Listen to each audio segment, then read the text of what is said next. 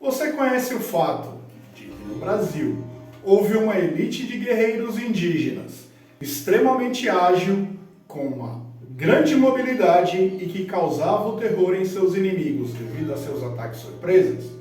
Assista o vídeo até o final que você vai entender. Bem-vindas interessadas, bem-vindos interessados. Este é o canal Baú de História. Eu sou Rogério de Paula. Fala aí, boss, qual que é o desafio de hoje? As origens dos estados do Espírito Santo e do Rio de Janeiro. A capitania hereditária do Espírito Santo existiu como unidade administrativa entre os anos de 1534 a 1821. Assim como toda a faixa litorânea do atual Brasil, a região onde atualmente é o estado do Espírito Santo era ocupada por tribos indígenas, com uma tradição guerreira milenar.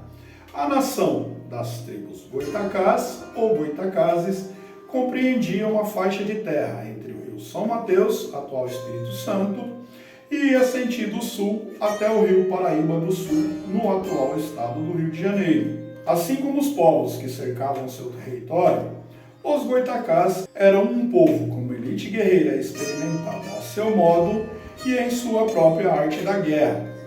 Quando os portugueses fizeram o reconhecimento das costas do Espírito Santo, ainda no ano de 1501, os primeiros contatos foram relativamente pacíficos e uma forma conjunta de exploração de pau-brasil. Todavia, quando o projeto colonial das capitanias hereditárias se inicia, a ocupação de suas terras por parte dos portugueses levou os goitacazes a se rebelarem e resistirem.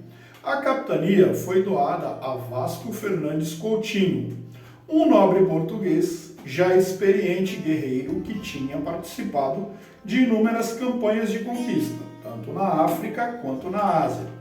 Chegou ao Brasil acompanhado de alguns nobres e um grupo de degredados. Reconhecendo o valor dos guerreiros goitacás, se integrou a estes e adquiriu muitos de seus hábitos, e por este motivo foi excomungado pela Igreja Católica. Em um fenômeno parecido com o que aconteceu com os tupinambás na Bahia, os goitacás também foram lançados à guerra civil pelos interesses comerciais dos europeus.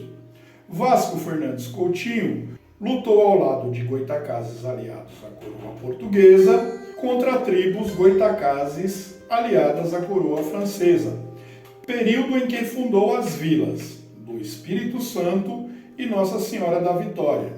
Tentou desenvolver a cultura da cana-de-açúcar. Todavia, os constantes conflitos exauriram seus recursos, o que o forçou a retornar a Portugal e desistir do empreendimento. Com a ausência de Vasco Fernandes Coutinho, os goitacás aliados aos portugueses perderam a confiança nestes e, com o passar do tempo, começaram a reconhecer os colonos portugueses como inimigos naturais, somado ao constante assédio de franceses e ingleses às regiões da costa litorânea do Espírito Santo. Em 1561 foi nomeado o capitão-mor Belchior Azeredo, que conseguiu defender a região do Espírito Santo e posteriormente participou das campanhas que expulsaram os franceses da Baía da Guanabara. Já temos vídeos sobre este assunto no canal. A capitania de São Tomé existiu como unidade administrativa entre os anos de 1534 a 1619.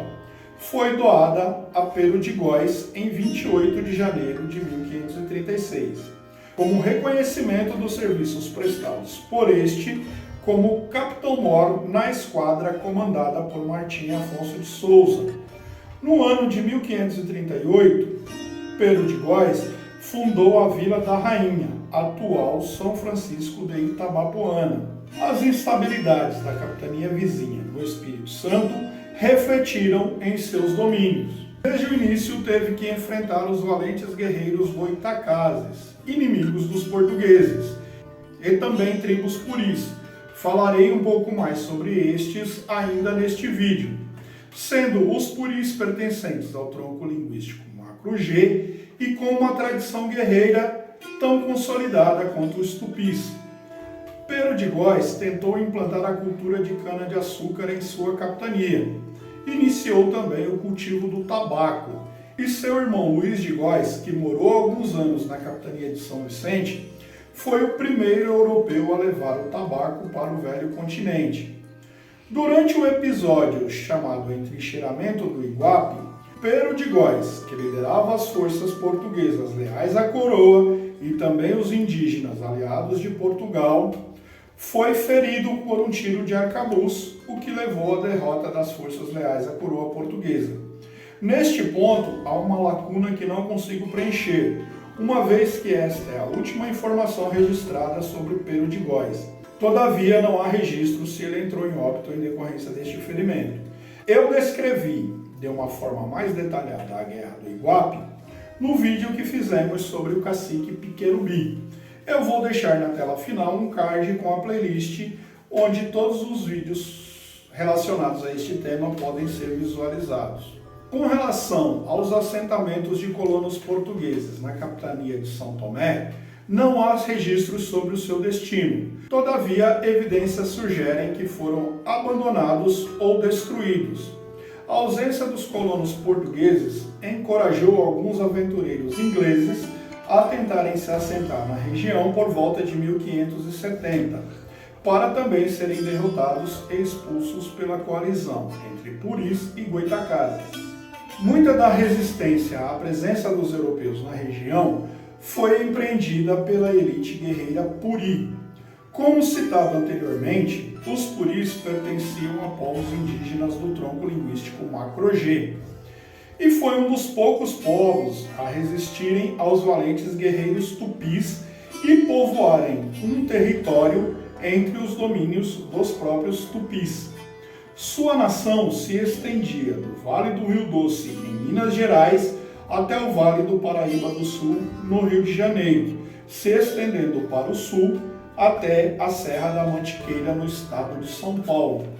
Portanto, um território maior do que a própria colônia Portugal. O termo Puri deriva de uma palavra em seu próprio idioma, que foi transcrita nos primeiros registros como poilies, que pode ser traduzido como ousado, intrépido, corajoso, em uma clara referência à forma como os puris lutavam, uma vez que tinham grande mobilidade entre os vales e as serras e sempre utilizavam de ataques surpresas, o que causava grande pânico em seus inimigos. É possível que os puris, os coropó e a extinta tribo dos coroados tenham a mesma origem étnica. As fontes que eu encontrei são bastante antigas e bem completas, sendo as principais a do jornalista brasileiro Basílio Carvalho da Hemon, Província do Espírito Santo, sua descoberta, história, cronologia, sinopse e estatística. A obra do médico brasileiro César Augusto Marques, Dicionário Histórico, Geográfico e Estatístico da Província do Espírito Santo.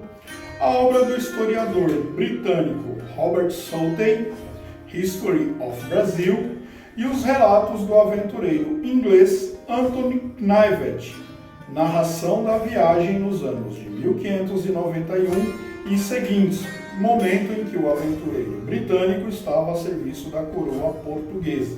Se você assistiu o vídeo até aqui, considere dar o like e se inscrever, porque temos vídeos novos quais dias, boss? Segundas e quintas. Comenta embaixo, me diga se você conhecia estas curiosidades. Me desafia também que eu faça um vídeo. Eu vou deixar na tela final um card com outro vídeo que talvez você goste e uma playlist com todos os vídeos relacionados a este. Muito obrigado a todos. Até a próxima.